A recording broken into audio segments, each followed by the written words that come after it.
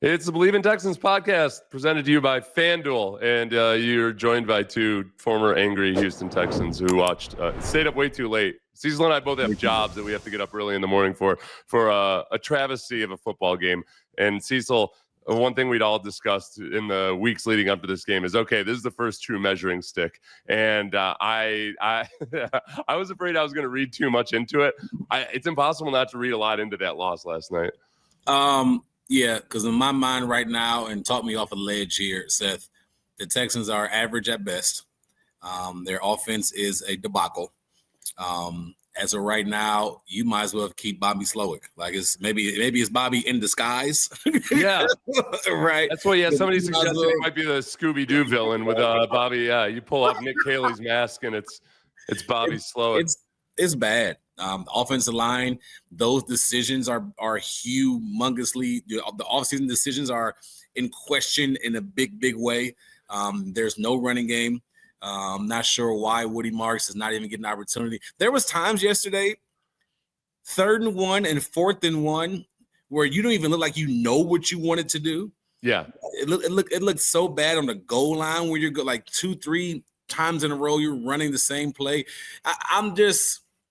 Again, the condensed splits, to me, I'm telling you, condensed splits over and over and over again, it helps the defense. Mm-hmm. If I'm a defender, I can cover an area and two guys in the same time because everybody's so close together. Yeah, when they do those when the Seahawks are running those sim blitzes and everybody's at the line of scrimmage, they're like, cool. I can drop to my spot and get there before the tight end or anybody else ever can. There's no identity when it comes to the offense, like just none. And that was my issue with Bobby Slowick. What is the identity? What do they do well? What kind of run game do they do well? What kind of pass do they do well? There is none. There's the defense I was frustrated with last night. Now I think the defense is elite, but I'm frustrated with like some of the routes that kept being ran by JSN, and he's darn good. Yeah. But you got to know what's coming. It was repetitive. That's where you know what, Cecil, I'm glad you said that because I've been getting frustrated this morning. Frustrated. I'm also on very little sleep, so I'm going to conjugate some words and adjectives wrong. I keep saying, hey, the defense played well enough for him to win. My standards are higher for them, and when you allow a 70-plus yard touchdown drive and an 80-plus yard touchdown drive in the second and third series of the games, there's almost nothing after that where including the turnovers, they took the ball away 4 times, but it's almost the equivalent of when an offense produces in garbage time. The damage was done in the first quarter when they just let Jackson Smith-Njigba have free reign to do whatever the hell he wanted downfield. And you're right. Like the big battle was going to be, hey, Kamari Lassiter and Derek Stingley versus Jackson Smith-Njigba. And they looked exactly like every other defensive back that's played against the Seahawks looked like this year. Just their feet were stuck in place and they're looking like deers in the headlight as Jackson Smith-Njigba just took what he wanted. It was very frustrating. Yeah, you can't start slow and expect to put your offense as a struggling offense in position to win the game. Like you just can't. That doesn't even make sense. You're down 14-0 and you're expecting the offense to do anything. And then 15 days you had of rest, and this is the game plan you come up with against Seattle? Yeah. 15 days of rest and you come up with this? Like I'm going to play a piece of audio for you I'm trying not to read too much into this, but CJ was asked about picking up blitzes and being ready for that. And remember, the Seahawks don't blitz a whole lot. So you come into this game thinking that, all right, they don't blitz a whole lot. Then how much time did they spend preparing for blitzes? Last one. How valuable is communication on just the plays where they're kind of setting those disguises to disguise the blitz? Because there was especially a few times in the second half, guys were coming at you free. How important and how imperative is communication in those situations? Everybody's on the same page, so guys can't pick up some of those free rushers. We were in a lot of situations where, they really didn't show, zero blitz on film on second and long when you're kind of backed up. So that one kind of just caught us off guard. But when it's loud, it's hard to, sometimes get the protections right. And you got to just sometimes throw hot. Sometimes you can pick it up. So it's a little bit in between, but it's something definitely we got to look at and get better at because, we've gotten it a couple weeks in a row. So, I think if we can do that, we can, hit some bigger plays. Yeah. So, well, there was a part when he referenced that we've gotten it a couple weeks in a row. This goes back to Nick Caley and CJ Stroud himself, D'Amico Ryans for hiring Nick Caley, Nick Caserio for having the offensive line there that they have. I just like preparing for the potential of a blitz. Like that to me that's not a week by week thing. And good defenses are going to throw things at you that they haven't shown on film before when it comes to blitzes. It's Cecil, I don't know if you're ever on an offense like this. It used to drive me crazy when I was on a team and the offense was bad, especially if the offensive line was bad. And the O-line coach before blitz period would basically take the O-lineman through every blitz they were going to see that period. And to the point where they knew on the third play of the period, they were going to see this certain blitz. And you're looking at it like, what the hell are these guys learning how to do? Like, how are you? It's like you're tying their shoelaces for them.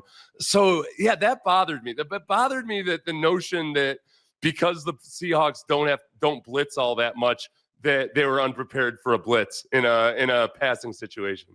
You're not prepared as offense. Yeah. Like there's no reason you shouldn't be preparing for blitz. Matter of fact, this is a copycat NFL. You know this. It's a copycat league. Week to week, if things work for the defense that you played against, you can bet your bottom dollar that defense you're playing this week is going to take some of that stuff and put it into their game plan. That's how it goes. That's just how it goes. Yeah. If you can't stop the cover zero blitz, guess what's coming? The cover zero blitz. Like, it's simple. You have to prepare for that. And you got to know that. And that's what bothers me. It's 15 days. You were supposed to reevaluate who you were as an offense on the bye week. What do we do well? What do we don't do well? How can we prepare? How can we get better? And you put that junk out, and then you go out there and say you're not prepared for a cover zero blitz?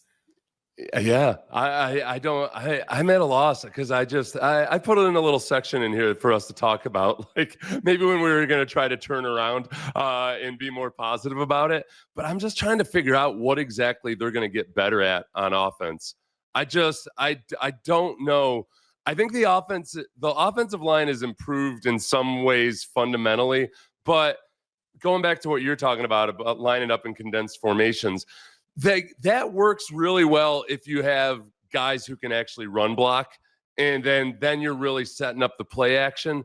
But they just you look at that offensive line trying to go up against those Seahawks defensive linemen, and that's like an old school 3-4 defensive front. The defensive ends weigh 315 pounds.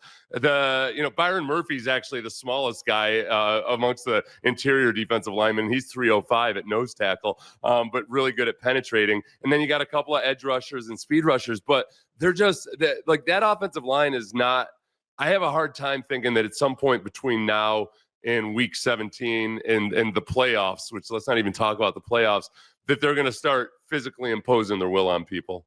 Yeah, everything they talked about in the offseason is a blur to me. Like, it's not even, you don't see it. You don't see the physicality. You don't see the nastiness. You don't see it consistently. You barely see it at all.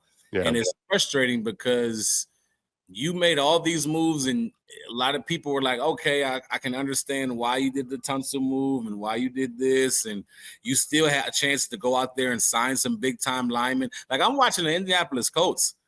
And if I'm not mistaken, they brought in 2, if not 3, offensive linemen. Yeah, they were. They and the Bears are the 2 teams that really aggressively tried to fix their offensive line. They were trying to, and it's working out for them. It's just you can't passively go after such an important position group and expect something good to happen from it. You know what? Actually, I apologize because I want to say it was the Vikings and that's who it was. The Bears, because the Colts, but the Colts have had a good offensive line already.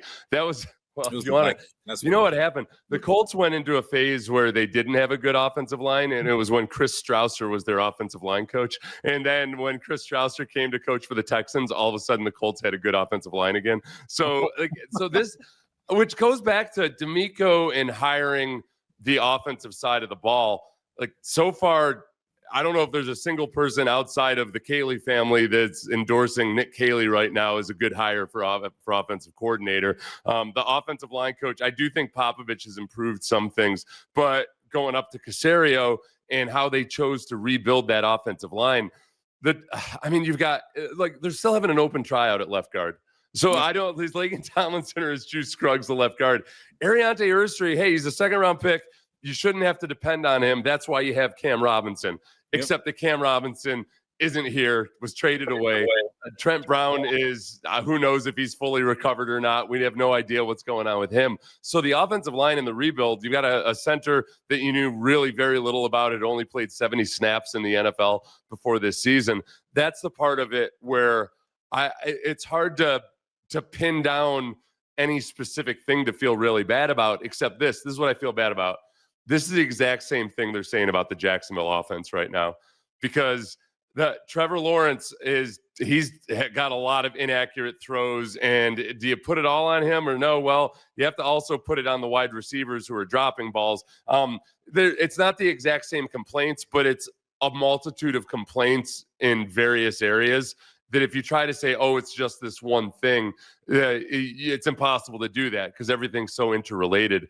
Let's see. I put the things that I called it the pit of despair. The Texans, by the way, on FanDuel were 3.5-point underdogs on that, which seems very generous at this point. Although I was ended up. Oh, before I get to my pit of despair, this is going to drive you crazy too. So at the end of the game, when people were wondering why didn't the Texans kick it out of bounds at the end there, with 2 minutes left in the game, this is what D'Amico had to say about that. That kickoff, did you guys, what was the plan going into there? Because obviously they ran it out and were able to kind of bring a 2-minute warning. Yeah, the plan at the end of the game was kicking the ball out of bounds so we could utilize the 2-minute and had a timeout. And we did not execute that. Again, just goes to the entire game. So, frustrating that we're not executing the things that we're coached to do. Yeah, so the kicker, Fairbairn apparently at some point between leaving the sideline and getting out to kick, forgot the play that he was supposed to kick it out of bounds. So this goes into, okay, if we talk about things that might improve and that had seemingly improved a little bit, the discipline, the penalties, the mental errors, all of those things. The thing that the Aziz Al-Shaair hit on the sideline, I don't even know how to react or respond to that now, because this is a guy that you point to all the time as a leader on the team.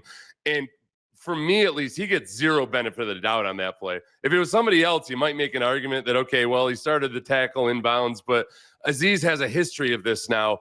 And not even if you take the Trevor Lawrence hit from last year completely out of it, a week or two before that, he had an egregiously bad late hit on the sideline. Like, this is what he does, and it's a complete and total lack of discipline.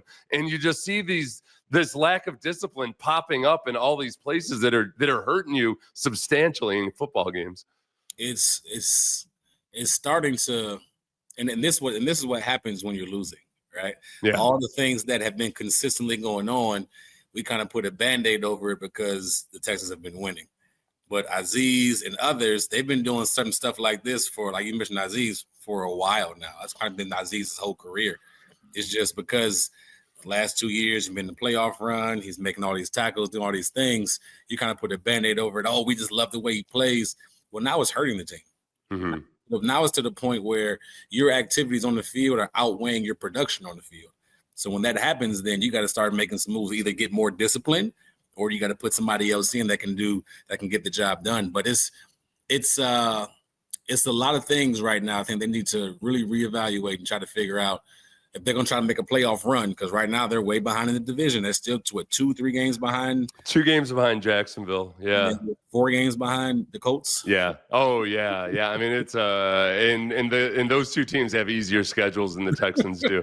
The Colts game last week was the first game where I had to grudgingly say, all right, it's not just patsies you're beating up on. Like you're having extreme. Oh, there was a crazy stat of the how many points they've scored in the first half in multiple games this year. Like they're doing it consistently now.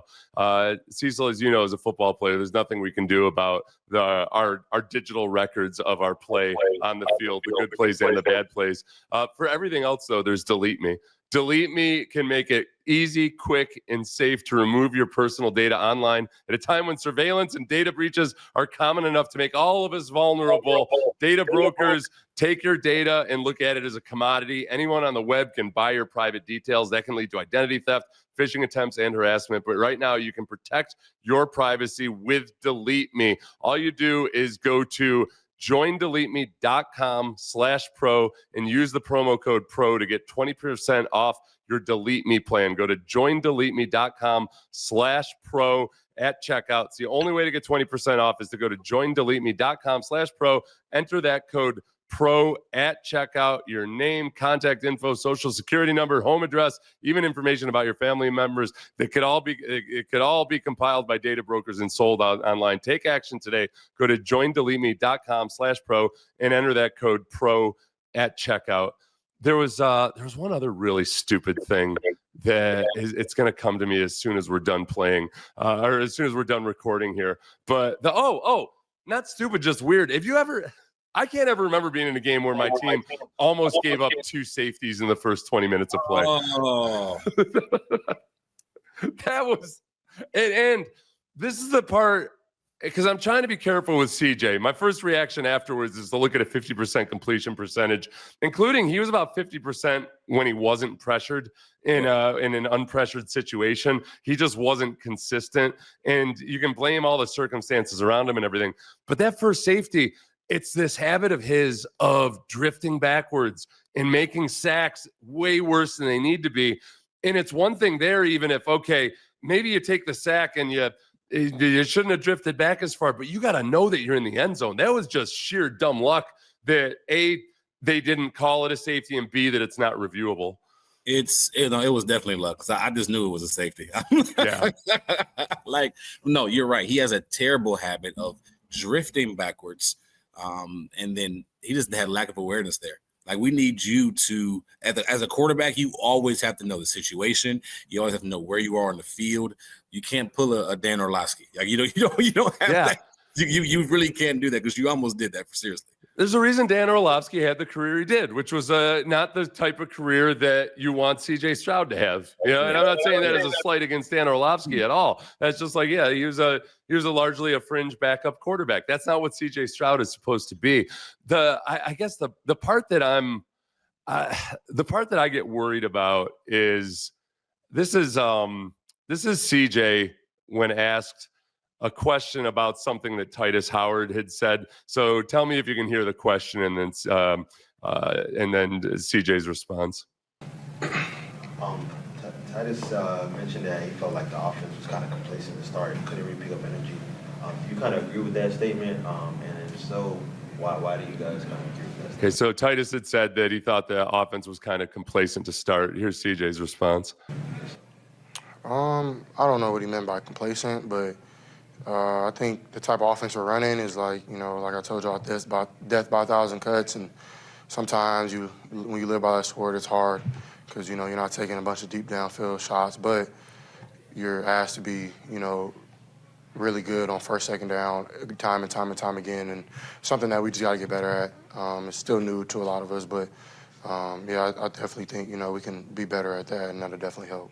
The thing I wonder about that is that, and maybe because he's a younger man, I guess, I don't know, the death by 1,000 paper cuts, it's got kind of connotations to it, right? It never sounds like all that lethal or anything.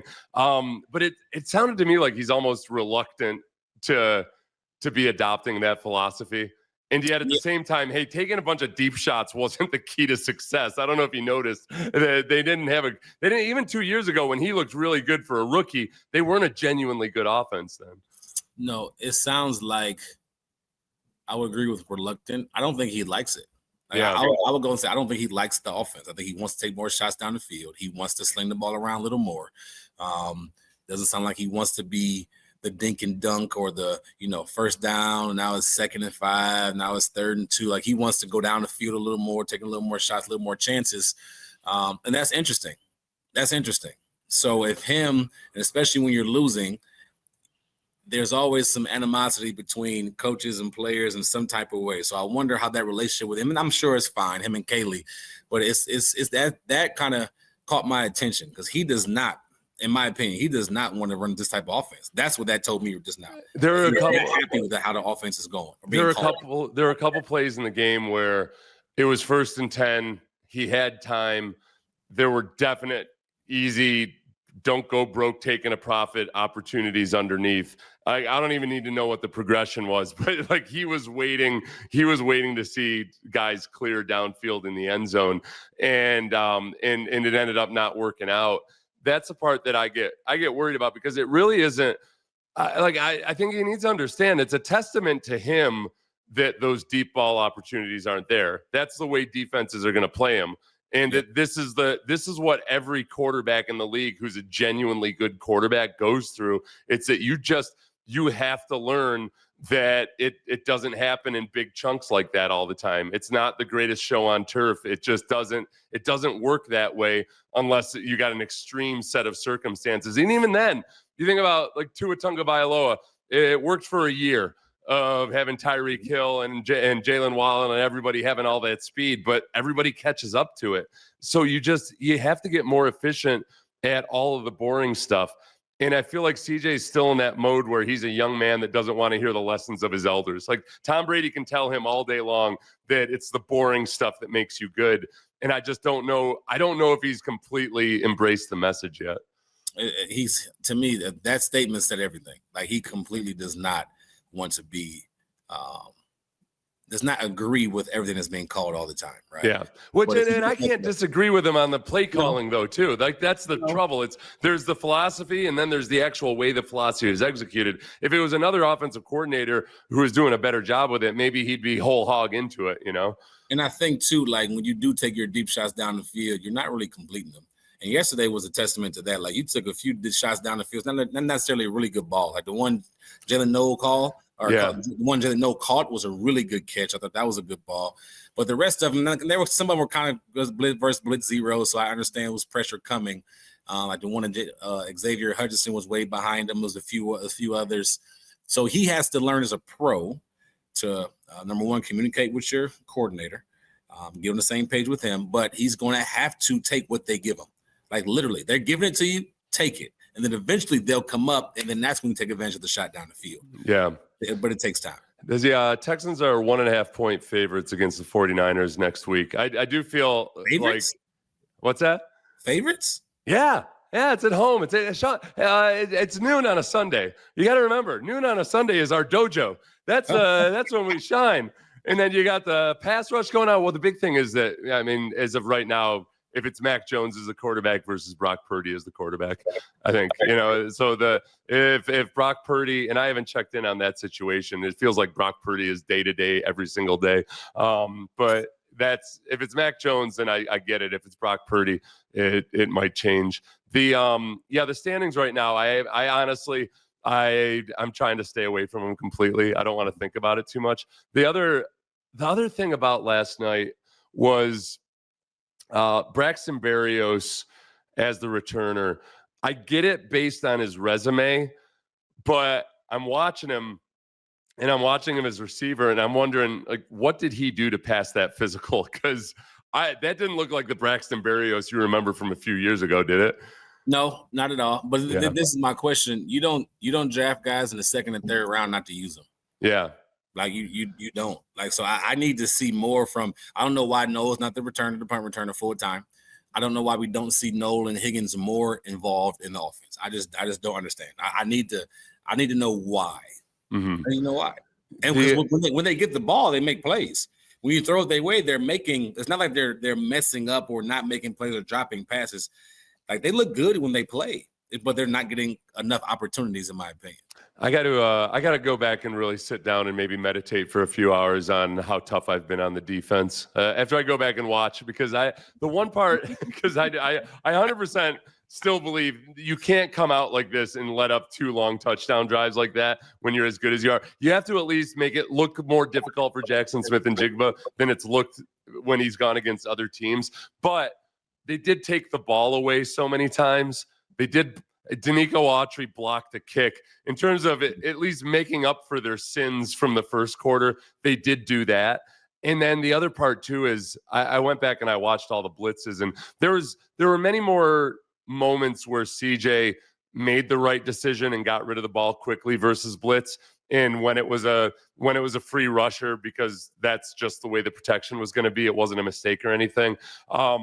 That I backed off on that a little bit. I didn't think they looked as lost and forlorn versus the blitz when I was watching in real time, but they still obviously have some things to clean up. And we'll see. We'll talk on Thursday, and we'll see how I am, if I show up at all. I might be I might still be on my meditation retreat by then. Yes, sir. All right, man. We'll see you on Thursday. Thanks to FanDuel for sponsoring the Believe in Texans podcast. And there goes my voice.